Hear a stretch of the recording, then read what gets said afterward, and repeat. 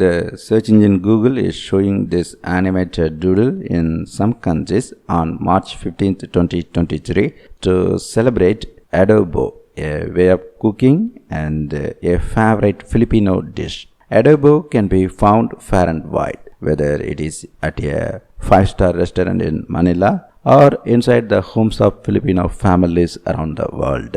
The word adobo was first added to the Oxford English Dictionary (OED) in December 2006 and was included on the word list of the next OED quarterly update released on this day in the year 2007. There are many different kinds of adobo in the Philippines, but they all share the same basic elements: marinated meat or vegetables braised into a stew. Common ingredients include vinegar, soy sauce, garlic, bay leaves, and black pepper.